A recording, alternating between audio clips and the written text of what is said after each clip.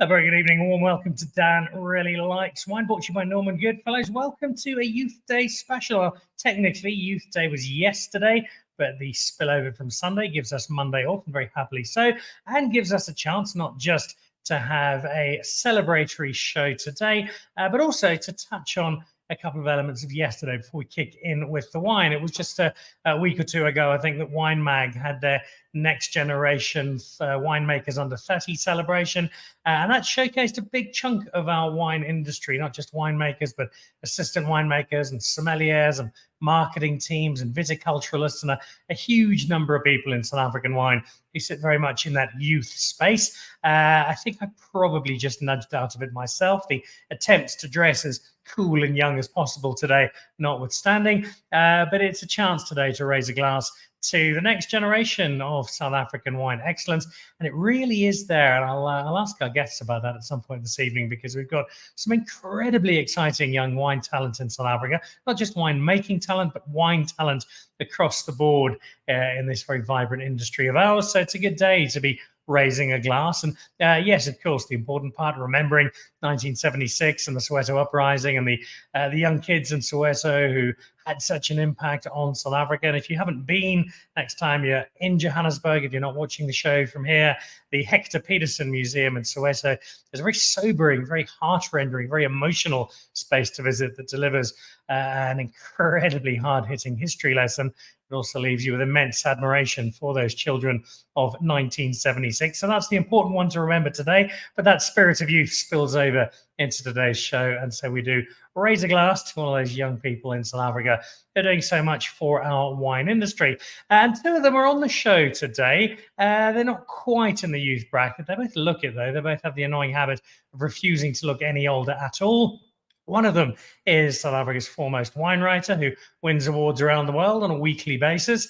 And the other is somebody who's not just an outstanding winemaker, but somebody who's really led the charge on getting discussion going on regenerative agriculture and biodynamic farming and creating wine through agriculture in the very best way possible, a way that looks after the earth as well as it can.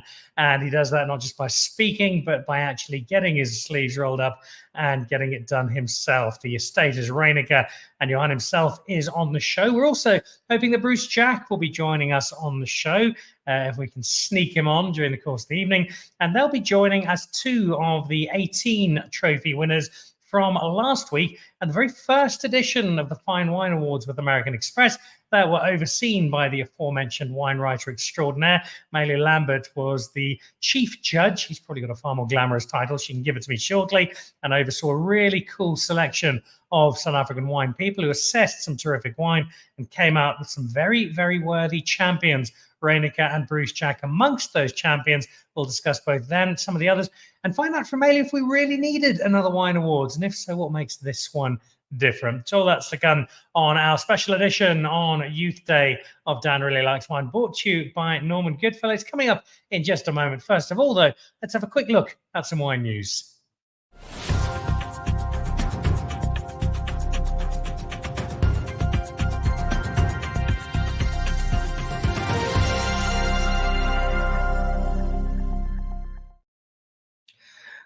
This is a tribute to Marathi coming up. There's a fascinating history at Marathi in terms of the people involved, the history of the estate, the naming of some of the wines, and in this case, Ansela van der Kaap, who's one of the estate's co-founders. And so there's a lot happening at Marathi. I won't flood you with all the detail, but we'll point you in the direction of Marathi's website to go and have a look at some of the restaurant specials in particular, and also just a chance to soak up the heritage of an estate that has plenty of it. There's some wonderful stories out at Marathi. That's the road up to Delheim, so a great combination. Allow you to get to both of them, but especially during winter. Have a look at that lamb shank on the left. That's glorious winter fare. Marathi's Reds do a similar job.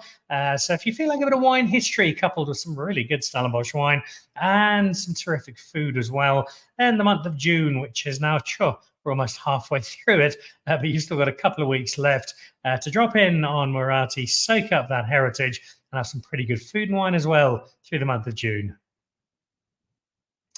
That man is not one we'd associate with the Wildekrans wine estate. You're thinking, hang on, he's Neertlingshof. He's been there forever. Well, Tibet Verlieren, this is not new. This probably happened a month or two ago, but it's really hit the media in the last week or so. And he'll be coming up during the course of the next few weeks on the show. Tibet Verlieren did about 20 years, I think, of Neertlingshof, made some wonderful wine. His short story collection in particular was a triumph of his varied winemaking skills. But he's now moved out to the Botkrafeer area and to Wildekrans, and he is setting up store there. Wildekrans, I've got a wine history that I always think of as being very fond of stickers. There's generally loads of stickers on their bottles.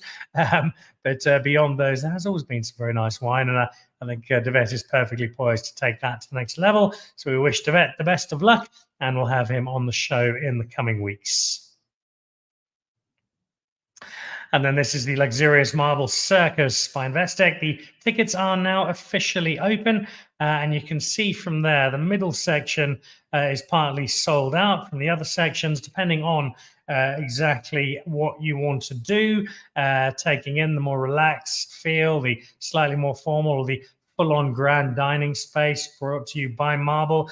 This is the full group between Marble, the Pantry, Zoo, and St. David Higgs, heading up a team that's creating something very special, some incredible musicians. Zakes Bantuini is amongst those who's going to be performing on the 26th and 27th of October. As you can see, those tickets are going quickly.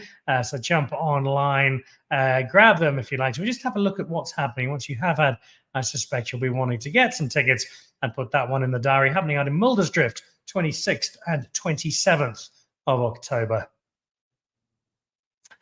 All right, well, let's jump into today's show. I got to head out to Cavalli on Thursday last week. We've been recording episodes of the new Dan Nichols Show podcast, which kicked off just over a week ago. If you haven't heard it yet, we've got some really cool guests in the opening weeks, people like Faf du Plessis and Stephen Kitsoff and Johan Strauss and Jeannie D and Pete Goff Wood and Stuart Taylor, Ryan O'Connor, Alan Committee, a really nice lineup. Sean Fitzpatrick as well, the All Black rugby captain. So those drop every Thursday morning, and I was busy recording a whole collection of them with some really fun people. Had a few hours to spare, and given the fact that I'd received 81 increasingly aggressive messages from Malu Lambert to make sure I got out to the announcement of her Fine Wine Awards, managed to sneak it in before the flight home. And I'm very glad I did, because not only did I catch up with half of the South African wine industry, but I think it also been shouted at by Malu to be there, but got to taste some really good wine that completely justified the awards that Malu and her awards team had given out. Judging is never easy in these spaces, but they dug up some really interesting wine. And it's a great opportunity today to celebrate this particular competition, celebrate the wine, and find out why this is just one of many years to come, because it did get off to a flying start. So our guests today for now, Malu Lambert, the Louis Ruderer Young Wine Writer of the Year, amongst many other awards, and Johan Reyneke, Alfred Reyneke, who with his Cornerstone was one of our winners. Fingers crossed Bruce Jack will join us a little later. Johan, Malu, lovely to have you both on the show. Let's ask the obvious question, Malu, first of all. We have, at last count, 8,412 different awards shows in South African wine at the moment. I think today was the Western Stellenbosch Young Pinotage Winemaker of the Year. There was the Hermanus Pinot Noir of the Week Awards. We've got loads and loads and loads. Why did we need a new set of awards? Why this one? What makes this one stand out, Malu? Hi, Dan. Well, I can only speak from my viewpoint, because I didn't arrange for these awards to happen, nor did I sponsor them. So this is a American Express Awards thing. But from my viewpoint, first of all, from a tasting viewpoint, as a judge on many of these competitions that the 8,000 you've mentioned, it's very difficult as a younger taster to get on these panels. You know, people secure these positions and they just sit on them like dragons hoarding their treasure.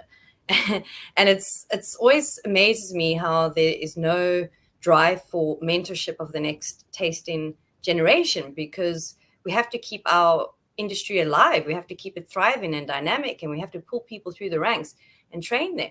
So from a tasting point of view, yes, we needed another awards to bring in fresh blood, as it were.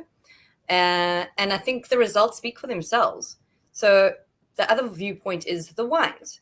So a lot of what happens with a lot of competitions, I think it almost gets like a patina, like when you walk into a certain restaurant and it's got that exact flavor from the years and years and years of cooking in that restaurant, or, more specifically a cellar that has a very specific kind of feel to it. It's the same with competitions. You'll see the same kind of results coming out of the same competitions again and again and again. So this is an opportunity to bring a bit of dynamism, a bit of energy, a bit of excitement to the scene, and some different wines. And when I saw, because they're all blind to me too, and when I finally saw the 12 trophies, I breathed a huge sigh of relief, because they were interesting. They were big names, a lot of them, and they were high quality. So I was very, very, very happy about that. We're going to jump into the wine in detail in a moment, but give people who aren't aware of these awards just the broad brushstrokes. Who was entering? How did they enter? Who was judging? And how were you deciding what was brilliant and what was not quite so? So this is the first year of the awards, 2024. We judged in April. It received 900 entries. Well, no, almost 900 entries, just under 900 entries. And I think that is pretty damn impressive for a brand new wine show. I think it's one of the most entries out of any competition in the country. So brilliant. I was asked to be chairperson, which is a role that I quickly had to learn on my feet. It's a very different experience being on this side of the wine tasting glass than on the other side. There, you just have to worry about the wines in front of you. But when you're chairperson, you have to worry about everybody in the room, every single glass of wine being poured, and all the many, many logistics that went into it. So it was an interesting experience in terms of leading, but also, making sure the best results were there. So the way it worked was we had, as I said, we had more senior judges. So we had, Kathy Van Sale tasting the trophy day. We had Kathy Marston, who's a wine educator. We had Taryn Vincent from, Riedel. We had John Lefevre, who always brings a great energy to the room. But then we also had, Lauren Seegers, who's a fine wine buyer. So it was everybody from fine wine buyers to educators to journalists. It made for an interesting room and discussion. And we also had some really cool associates. So for those who are uninitiated with what an associate is in a wine competition, it is an unpaid intern.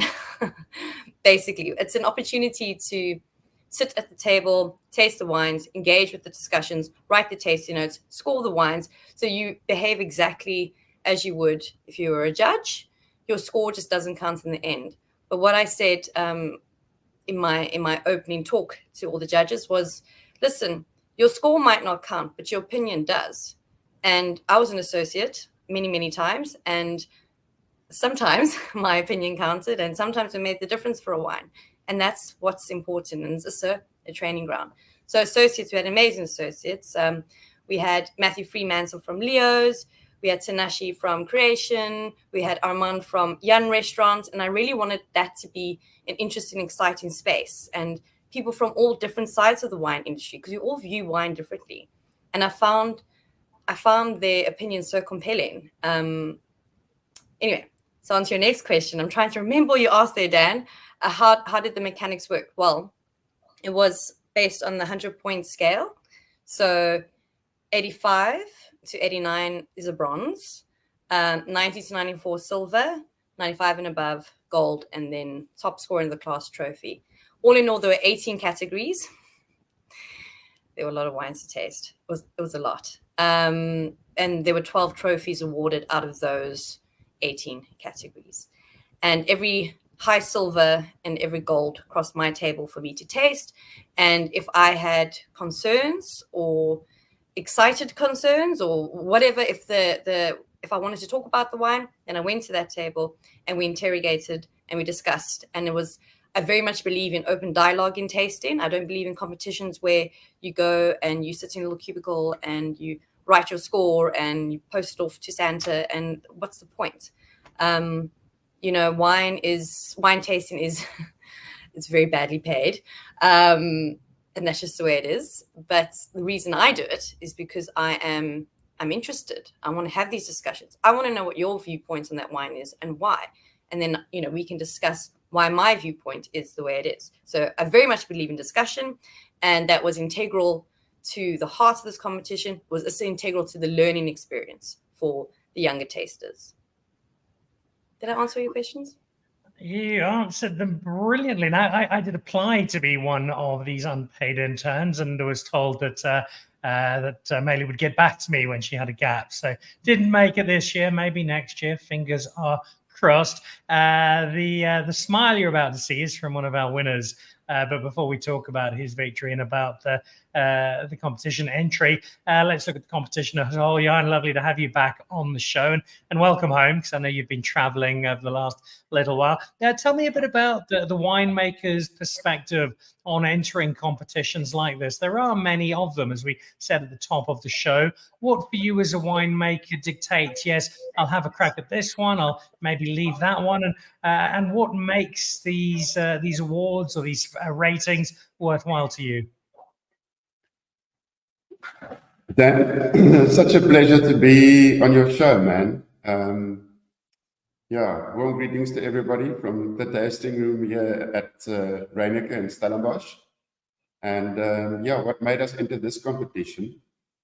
To be fair, we don't really enter competitions, or very rarely do we do so. And what we're looking for is, I suppose, authenticity, integrity, and the fact that the wines were tasted blind. We thought it would be good to venture into those waters and to see how things came out, and we were very lucky to get the results we got, and I'm grateful for it. Man, it's just good. It's nice to win something once in a while. Like they say, even a blind pig finds an acorn once in a while. So it's good to be one of the winners, and really grateful for it. And it's nice to get the brand, and in particular the Cornerstone, the recognition it deserves, because so often Reyneke is associated with our Syrahs or the Reserves or the Old Vine Chenin. And with the exception of Neil Martin, who I think is one of the best wine tasters in the world, it's not often that the Cornerstone gets the recognition it deserves, and it really did this time round, and I'm super grateful for it.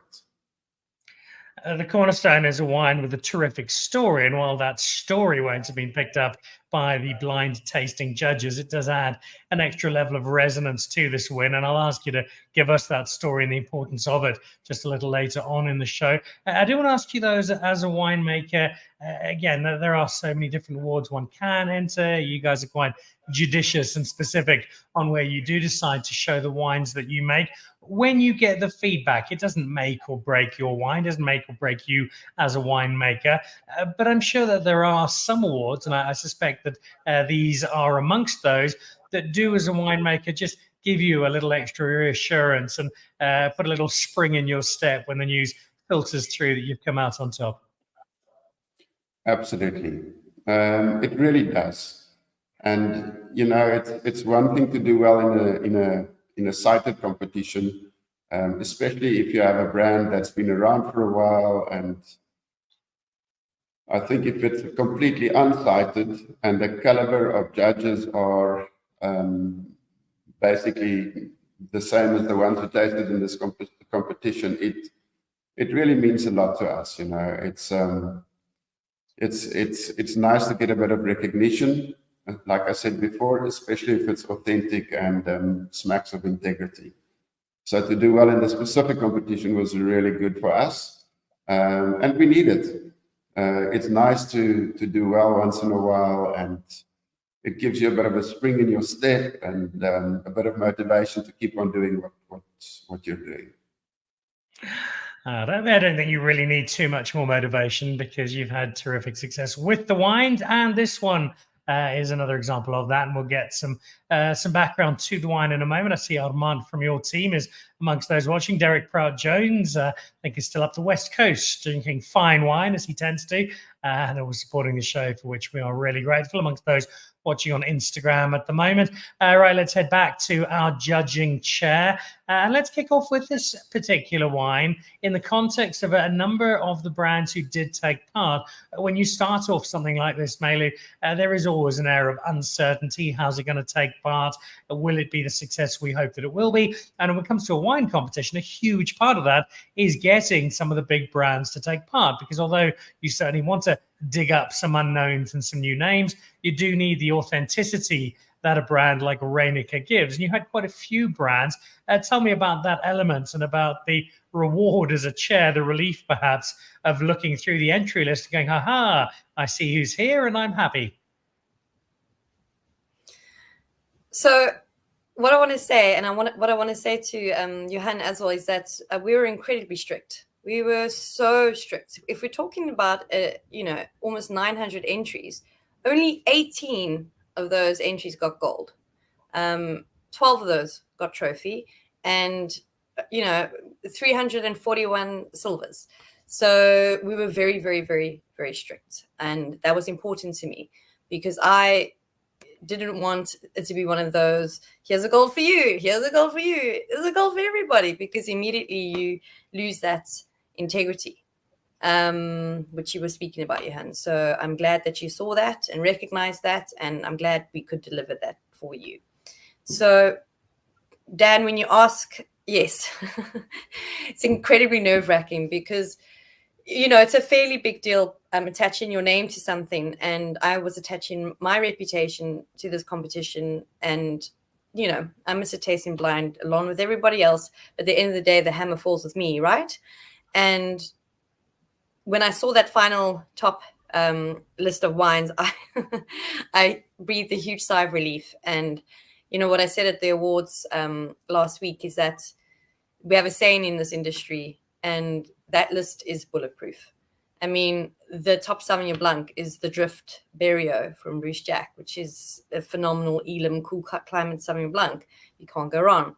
We have the Simensich Labyrinth Cabernet, like beautiful wine. We have the Reyneke Cornerstone Bordeaux. We have Richard Kershaw Chardonnay, another producer that doesn't enter competitions. So the results speak for themselves. And yes, it was a huge moment of relief for me and a bit of a woohoo moment too, if I have to be honest. So happy, very happy. All right, well, let's talk about our first wine in particular. And before I ask our judge to tell us why she felt that she and her judging panel was so enamored, the Cornerstone Red, a wine that I got to taste on Thursday afternoon. And then purely for the purposes of research, Johan went back and had 3 more glasses. It was a delight. For those people who haven't had the Cornerstone yet, do 2 things for me, if you will. Introduce the wine itself, but then tell me the backstory to Cornerstone and what gives it that added dimension of narrative. Okay, so the wine itself is a Bordeaux blend, and the cultivars are only 2 of the classic 5. So for those who don't know, Reyneke is situated in the Porkerdry Hills of Stellenbosch, and it's a very unique pocket of Stellenbosch with very distinct decomposed granite soils, southerly slopes, quite high altitude for Stellenbosch. Some of the vineyards go up as high as 300 meters above sea level. And then if I look out the window to my left here, I can see False Bay in the distance about 10, 14 kilometers away from here. And what this terroir does is it seems to lend itself in particular to a good Cabernet Franc and a good Cabernet Sauvignon. And this is exactly what Cornerstone is. So it depends on the vintage.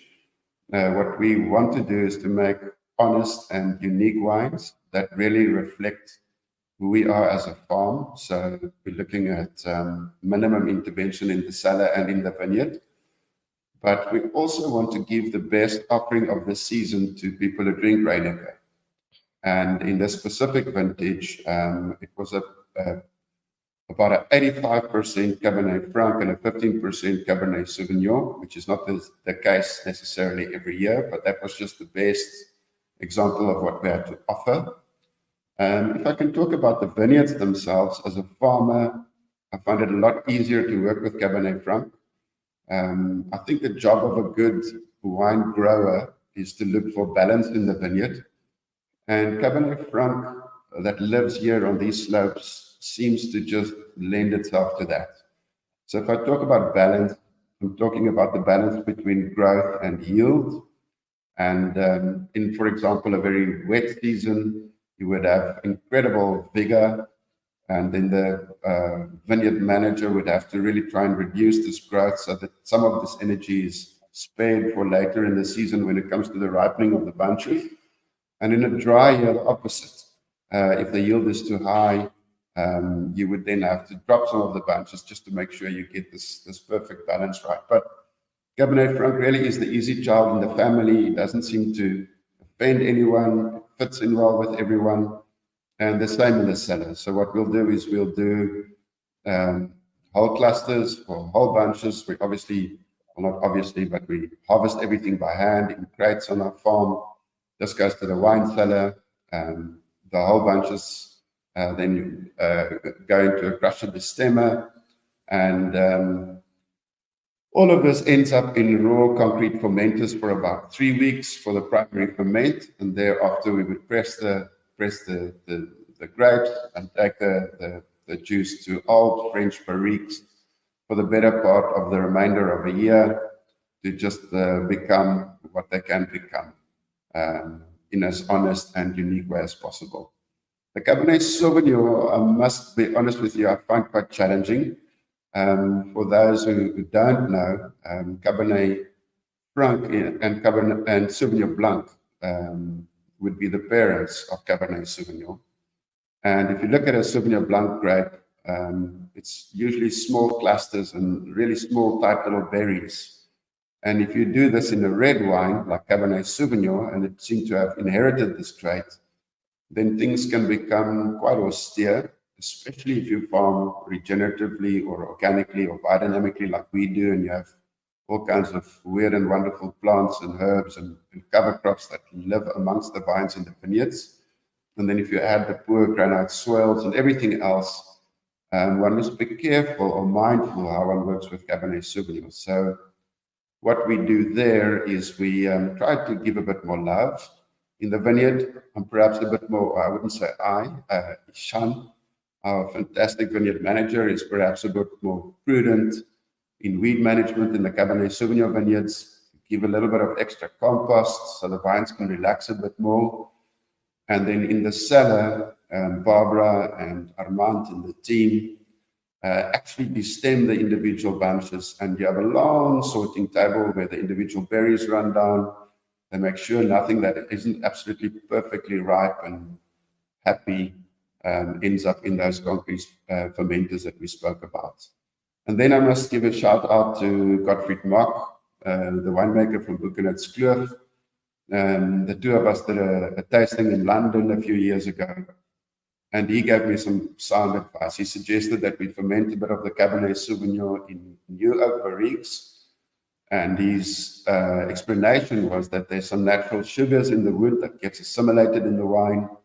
And also when they toast the barrels, a little bit of additional oxygen is trapped behind the toasting. And all of this gets absorbed and assimilated in the wine the first time you use the barrel. And this helped to soften up the austerity and make this Cabernet Sauvignon component of the wine accessible at an earlier stage. So it seemed to work really well. At least the judges thought so. So I'm really happy about that. And that's how we approach this cornerstone. And then the story you asked about it's an interesting one. So I've got a bit of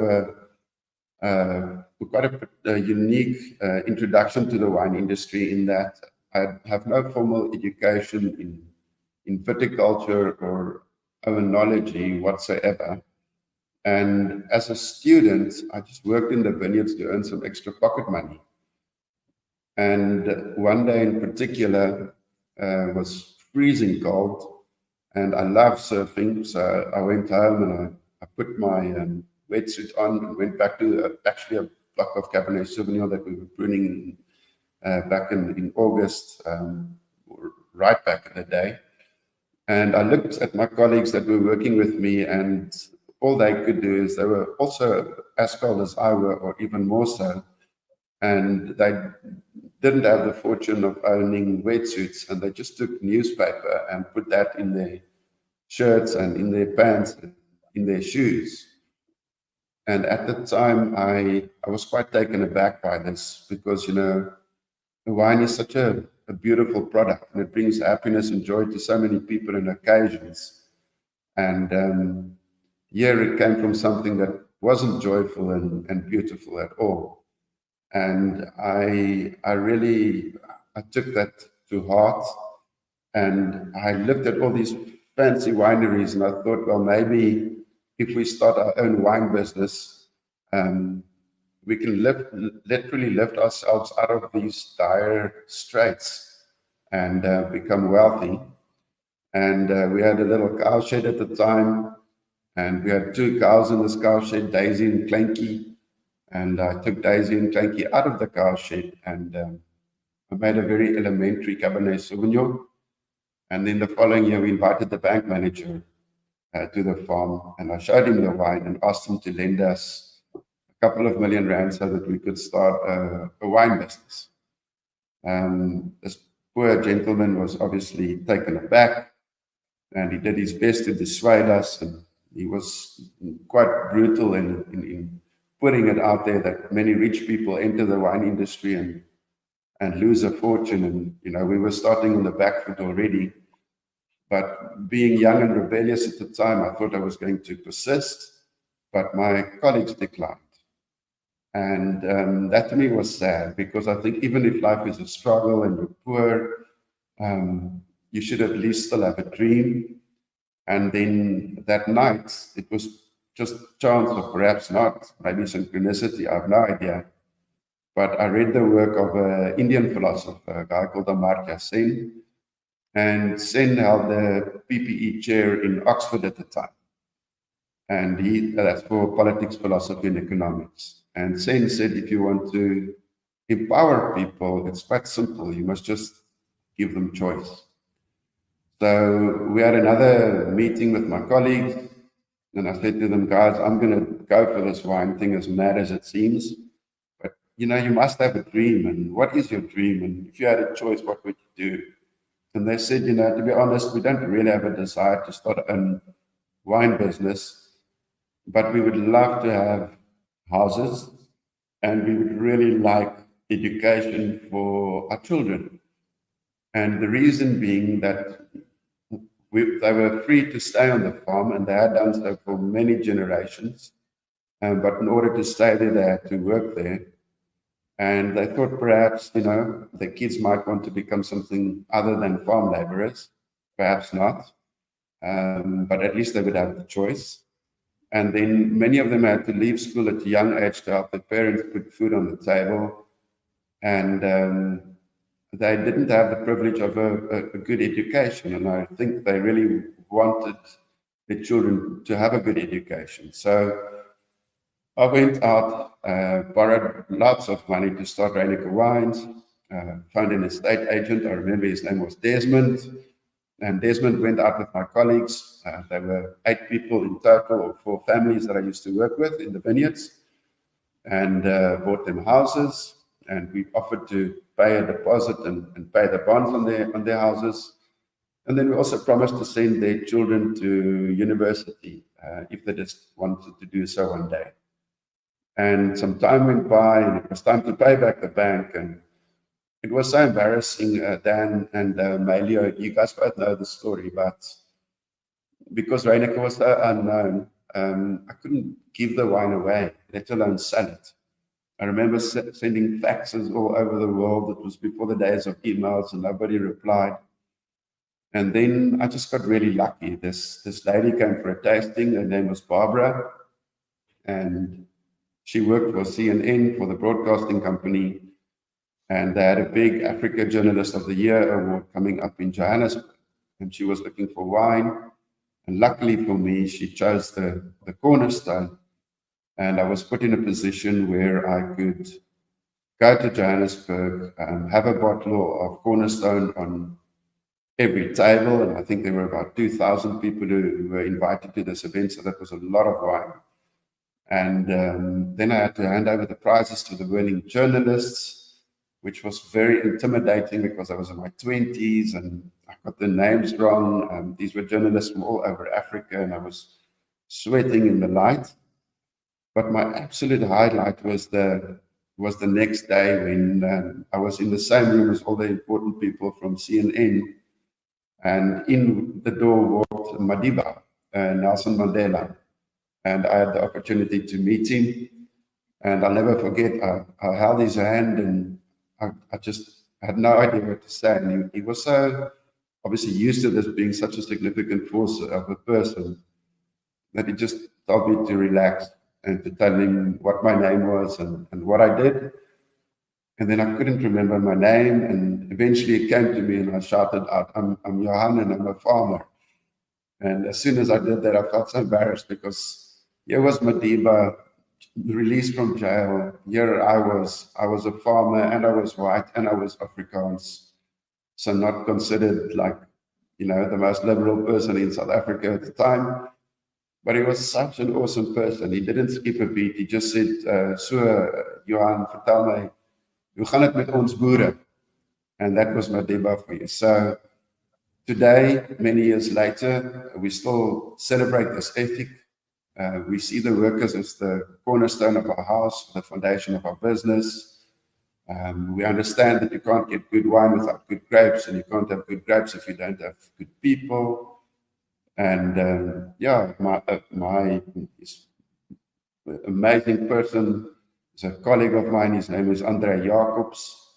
He's about a year or two older than me. He's worked for us for 10 years now. He's just moved into his new house. And then one of the gentlemen I used to work with way back in the day, Cornelius Wagenaar, his daughter, Lazan, is instrumental in, so many things. But I think at the moment, perhaps just all things export to 43 different countries in the world. And to me, that's really special because I think in South Africa, we've come a long way politically, but economic freedom is often multi-generational, and it's a privilege to be able to use our business to also make positive steps in that direction. Yeah, so that's the Cornerstone story. I think at the moment it's a battle between myself and Malu as to who gets to buy the rights, write up the screenplay, and get the movie going fastest. It's a wonderful story, and it's got so many terrific elements to it. And the only thing I'd change there, I don't think it was the day you met Madiba, Johan. I think it was the day Madiba got to meet you as one of the great winemakers of South Africa. I love that story. And it is, I think, Malu, it's a big part of why we do what we do before we jump into those other wines. The fact that literally every week, if not every day, there is another story in this extraordinary industry of ours that pops up on the horizon that just sweeps us along and catches our imagination and reminds us of just what an extraordinary space we get to call work. 100%. I was thinking about that very thing today, actually. I do this because I like to hear the stories. I like to tell the stories. I like to share the stories about South African wine. I'm so incredibly proud to be a South African wine ambassador. And hearing that story, Johan, really, really touched me. I have a few goosebumps happening. It was, wow, what a story. And I don't think we celebrate the good we do in this country enough, especially, obviously, in the wine industry. And I think if you speak to any estate, they will have their own give back story. And we need to talk about that more to the world at large. I do indeed. All right. Well, it's something that you do a huge amount of, and you've done so through these particular awards. Let's have a look at some of the others that stood out, starting with the whites, just running through them quickly. The white wine that really caught my attention was Mr. Frans K. Smit and his white blend. I think it was a Shannon Sauvignon blend. But for a man who we often think of as being a dab-handed red wine, this was not just a brilliant white wine, but 2018 that for many people would be, gee, that's way too old to drink white wine. And yet I think our general consensus was, geez, this is just getting started. It's still got plenty of time on its hands. Yeah, what a wine. It was also one of my favorites from the tasting last week. It really just stood out. And, again, it's blind. So the judges have no information at hand. They don't know the alcohol. They don't know the sugars. They don't know the vintages. They are allowed to call vintages if they feel there's something about the wine they need to interrogate. But, I don't really remember this vintage being called. And, wow. 2018, we're 6 years in, and it is popping. It is, a Sauvignon Semillon blend, and it just has so many layers to it, so much aromatic intensity. It is really a tour de force, and it was one of the high scoring wines. So the two high scoring wines were the Hout Bay Vineyards Cap Classique, which got 96 points, and this wine also got 96 points. So those are the two high scoring wines. As I said, we were strict. We weren't throwing out high scores. We were conservative and strict, and I think it's the way to go forward. I'm digressing slightly, but score inflation is a big deal, and it's become a bit of a circus. And I think we need to take it seriously, and we need to take our own score seriously and what we put out there in the world. So, yeah, our 96 is like a Wine Spectator 100. Or a Greg Show at 106. Only kidding, Greg. I think you are watching, and always lovely to have you on the show. Before we jump into some reds, tell me quickly about that Hout Bay Bubbles, because there were quite a few people from the wine industry who are going, what one? I've never heard of that. No, she just made it up. It's clearly a friend of hers in a garage somewhere, and she's helping them out with some good PR.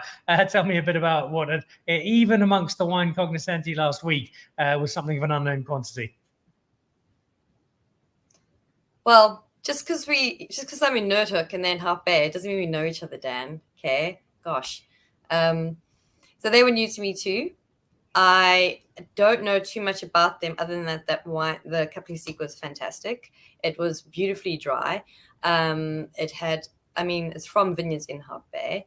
It had beautiful layers of autolytic intensity, very crisp and fresh. I think that's what really stood out, that it could balance that freshness with that dryness and then still have those layers of fruit and autolycism. I do want to give a shout out to one of my very favorite producers, Jeff Greer, who got a gold for his Monroe. So this just narrowly beat his, unfortunately, or fortunately for Hout Bay Vineyards. So the Monroe 2017 got 95 points, also a gold, and also what an absolutely stunning wine. On the Cap Classique category in general, I would just, it's such a divergent category, and you go all the way from super dry to sweet and to demi-sec and to the nectar category. And it's a very difficult and technical category to judge because of that. So you really kind of have to, and the way we did it was we went from dry to sweet, which is, seems obvious. But that being said, a lot of wine people don't like sugar. So you have to put that kind of bias aside and you just judge on what's in the glass and judge on the quality. And that's how I've always judged and how I always approach something like this. Doesn't matter, my personal preferences, so dry, it's like the Sahara Desert, but that's not important. My personal preference is off the table. Quality's on the table, and that we need to interrogate. So that being said, we were quite excited by a few of the nectar and kind of demi-sec entries. And I think there's not a lot of them at the moment, but they're making an emergence in South Africa. And they're lovely when they have beautiful fruit with the sugar, but balanced by refreshing acidity. And I think that's quite important. So keep an eye on that space.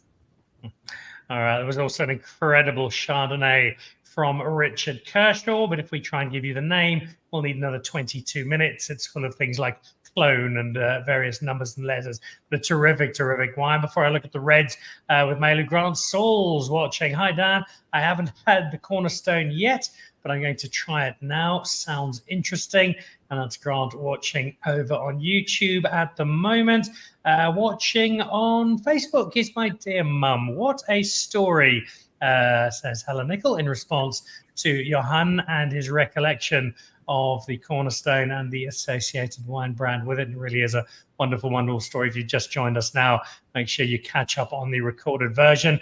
And then Ollie, I think, is asking, hi, what's the best lower price but tasty, good quality Pinot Noir? We'll come up with an answer for you by the end of the show. Let's jump back to Johan very quickly.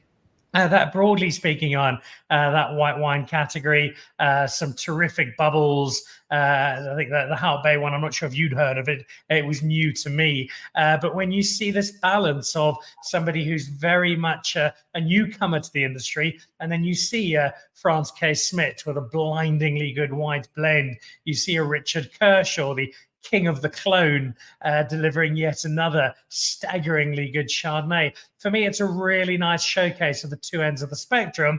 Yes, the big guns, the established players are still doing a terrific job, but there also remains a space for new people to come in to make a difference and to continue adding to our industry. Yes, Dan, man, I'm sorry. I lost connectivity there for a bit. It started raining outside, and then the Wi-Fi acts up a bit. So I missed that. But in principle, both Richard and Franz are absolutely legends in the wine industry. And it's always good to see new people come in and, give it a go. I actually think South African wine industry is probably the most interesting wine industry in the world right now. It's been going through a renaissance of sorts for quite a while. Incredibly dynamic. Every time you think you've got it's kind of reached the top, there's another young person coming through the ranks and just blowing everyone out of the water. So if you're a drinker of South African wine at this point in time, consider yourself very lucky. I also think there's incredible value in South African wines. I've just returned from a trip in Netherlands and Estonia and Norway. And if there was one message that I got, was that South African wine offers incredible quality across the board compared to our international competitors. So super nice. But I didn't hear who that person was. I wasn't connected. But whoever that was, well done. All right, let's jump back to Malu. Emily in Cape Town watching on Instagram, talking about Corona really putting nectar on the map. And if you live up in Johannesburg, you'll see nectar flying around bars and restaurants as very much the driving character of anything sparkling in Johannesburg at the moment. On the red front, again, a really interesting selection, Malu.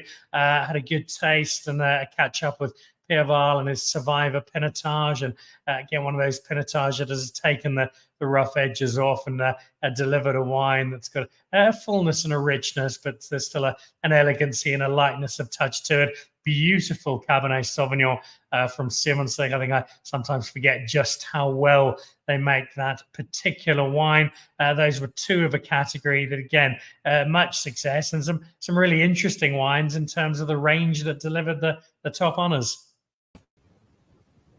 Yeah, so Pinotage was tough. Even more tough was the red blends category, but they didn't feature in the top wine. So we'll just leave that for another day. But Pinotage was tough because stylistically it's all over the shop, you know. It's a moving target. So you have the really quite like oaky, charry, traditional styles to the more red fruited mono versions to that, it's all over the place. And I'm always quite forgiving of that because, we talk about Pinotage like it's been around for 100 years. It hasn't. People like to say that in marketing, but it was crossed in 1925, and then it took another another 50 years to actually be available commercially, and that was only 50 years ago.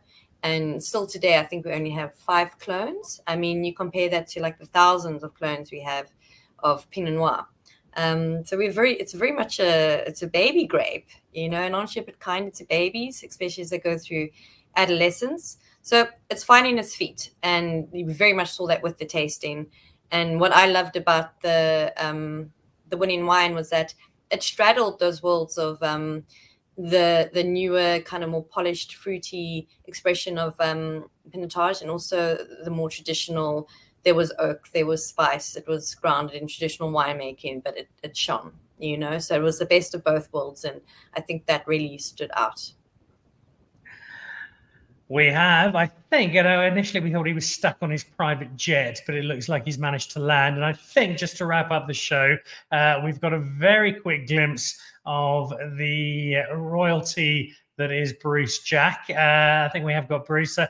Bruce, lovely to have you at the tail end of the show and catch you before we wrap up the challenges of private travel. Just congratulations, your Berrios Sauvignon Blanc getting not just top honors, but a wonderful endorsement from Malu, your convener of judges, a little earlier on in the show. I think you know how good this wine is, but it's always nice when you get a collection of judges as esteemed as those that Malu assembled for the Fine Wine Awards saying, yep, this one's pretty special.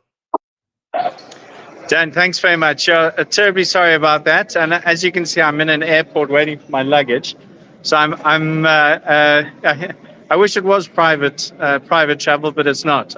Very, very chuffed. I mean, this is a vineyard we've been working with for 24 years now, so almost quarter of a century. And the 22 vintage and 21 vintage and 20 vintage have been the vintages since we've bought the brand back. So it's a joint venture with Francis Pratt initially, who was the grape grower down in Elam, one of the initial 5 grape growers, and we were the first people to start a brand from it's the oldest brand from the Elam area. So yeah, it's really all about the vineyard, and to show that it's doing so well. And this trophy is just a wonderful acknowledgement of the vineyard and of the hard work that goes into the grapes. And when a year really clicks like it does in Elam, then we do well, and the vineyard shines. There's not much we have to do in the winery. But thanks for including me right at the very end. And Malu, thank you very much to you and your team. I think this is a wonderful new competition.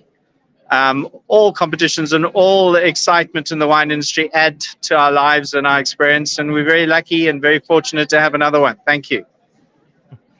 There we go, Bruce Jack, pretending to have flown commercial and giving us a quick word on his Berrios. Bruce, we'll get you back on the show in the coming weeks because there's still a Cabernet Franc conversation that we need to have after another victory that you've had of late, but it's a terrific Sauvignon Blanc. And if you're somebody like Steve Steinfeld watching this going, oh, I don't like Sauvignon Blanc, well, this is the one to drink that will change your mind.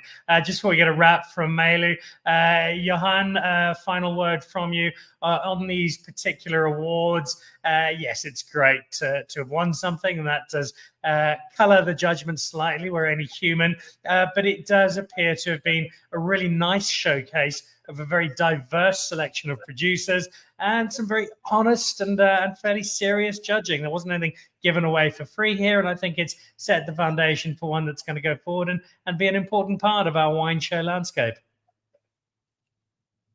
Dan, I would agree. I think it's a really exciting competition. It's definitely it's great for the wine industry, like Bruce says. It's good for the producers. Good for the consumers also, good for all of us. So just happy to have had such a good start and looking forward to doing so again in future.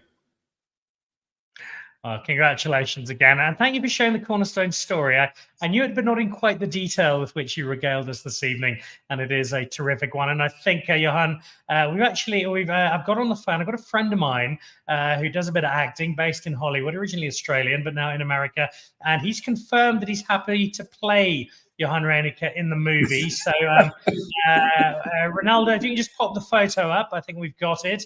Here we go. You might know him from The Mentalist.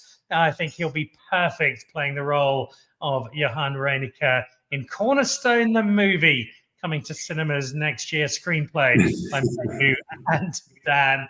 Malu, let's just wrap up really quickly. It was quite a manic Thursday afternoon. You were charging around, getting photos done, speaking to everybody, and getting high fives and thumbs up from the industry. Now you've had a chance to catch your breath. I'd imagine that was fantastic. Really great start. Very proud, but already starting to think about what comes next.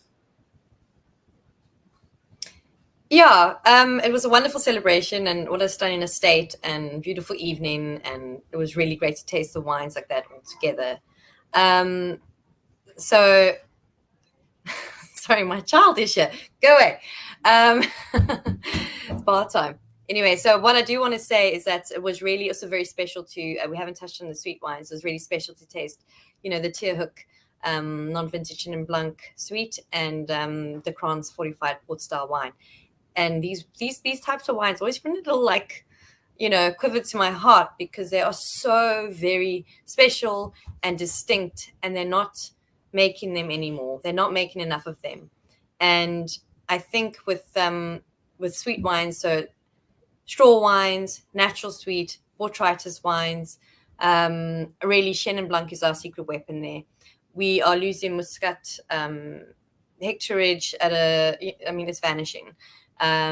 Nobody wants to plant Riesling. Sauvignon Blanc has been used for, all the money makers, not the sweet wine. So what we've got is Chenin, and Chenin is susceptible to all styles of sweet wine. It's a late ripener. It's got thin skins. It's got beautiful acidity, and it's got the whole range of fruit flavors. So if I want to wrap up by just saying to, whoever's watching this Sunday, go and open a bottle of sweet wine at the start of the meal, at the end of the meal, during the meal, whatever. Just open a bottle of sweet wine. Have some cheese. Think about this beautiful liquid and make it a tradition. I'm a wine lover, and I don't do that often enough. And I've made a point of opening a bottle of sweet wine every weekend and just marveling in its beauty. So let's get these categories back on their feet again. Well, you inadvertently stumble upon an upcoming show, Malu, because my conversation with Charles, who made that Tierhoek, and it is a glorious wine, was to say one of the stumbling blocks with it.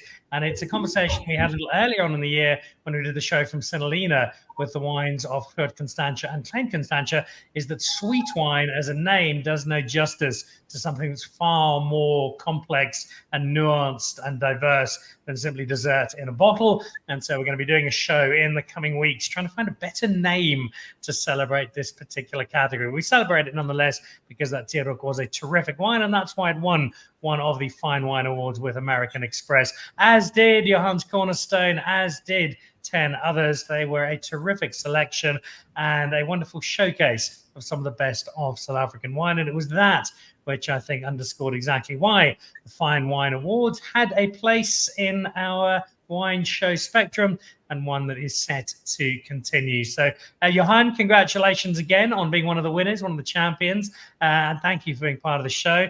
Malu, I know it sounds like it must just be so much fun. How can this possibly be a job? We're going to drink 900 wines and judge them all.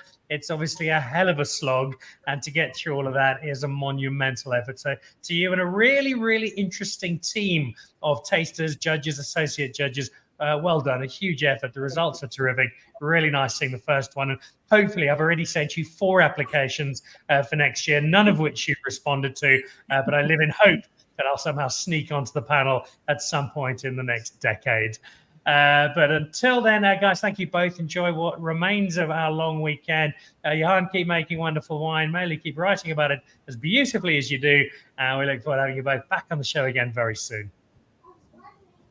Thank you, Dan, and well done to all the winners. And thank you very much for sharing this conversation.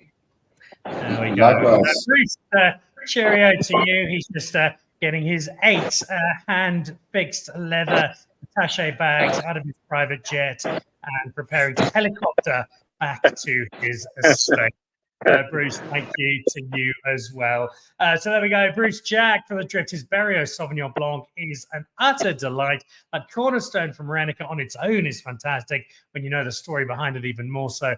And Malu leading a team that's added a really, really cool awards and showcase to South African wine, and we'll see it getting even bigger and better next year, I'm sure, with the support of American Express. That does it for this evening. It's a brisk evening in Johannesburg, so I'm back to find some red wine, maybe some Cornerstone. I think a bottle would go down rather nicely. We'll see you back on the show on Thursday when we look at another wine show. This time it's the Trophy Wine Show. We also look at the brand new Marble Circus that's coming up, and stop in at the zoo, and that's part of this week. And next week we've got some more awards coming up as well. It's a busy time of year. For now, if you want to have a full look, the Fine Wine Awards website, I'll give you the details of all the top performers. It's a great selection.